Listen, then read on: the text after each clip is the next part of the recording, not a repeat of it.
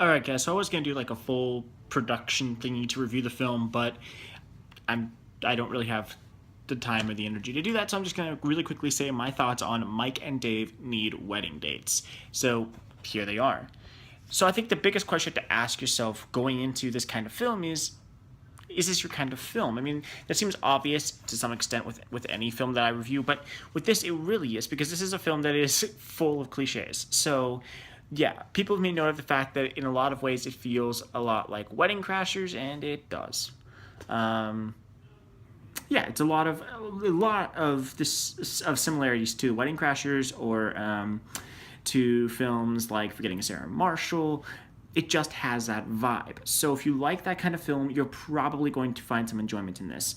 But yeah, maybe the biggest complaint I've heard about the film, and one of the biggest complaints that I have about this film is no new ground is really broken with this film. There's nothing new. There's nothing different. It's exactly what you're expecting when you go into this film.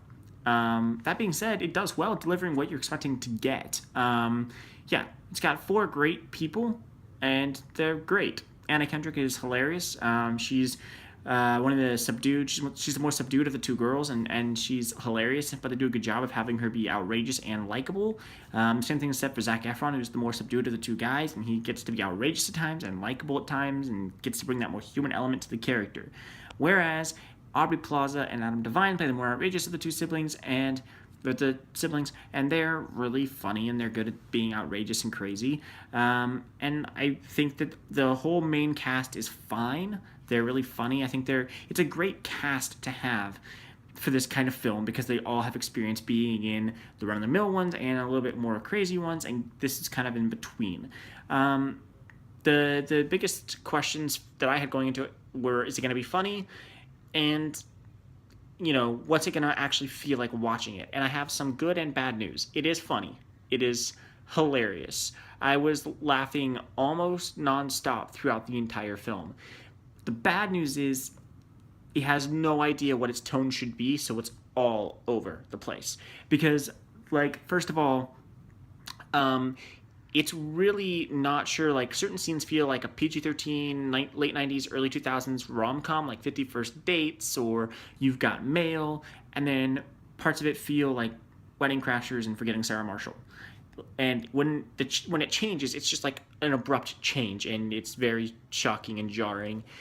So yeah, that's my biggest problem with this. Is that just the tone changes very quickly, and it's really confusing at times. Where you'll go 15, 20 minutes or so and completely forget that you're watching like an R-rated rom-com, and so you'll be watching it. Everything's clean, everything's fun, and it's got this very distinct, like almost mushy tone from like of something like 50 First Dates, and then all of a sudden something outrageous happens and it's like jarring.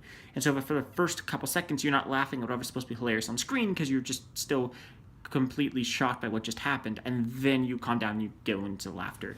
It's funny, it's fun, it's really bad if you like it because again, it is very cliche. There are a lot of scenes where you're like, this is gonna happen, and then it does. You don't necessarily know the punchline, but you're like, yeah, something like this is gonna happen, and then that thing that you were thinking something like would happen, no, the exact thing happens. I was able to predict basically everything that was going to happen in the film, but some of the dialogue that they say is what was really funny to me. The setup, some of the scenes were like, but the dialogue was so outrageously funny because so much was improv by four people who are really good at improvising that it was just absolutely hilarious. So yeah, that's my review of it. I'm gonna go ahead and give Mike and Dave Need Wedding Dates a B. Thanks for watching. Please like, subscribe, and share.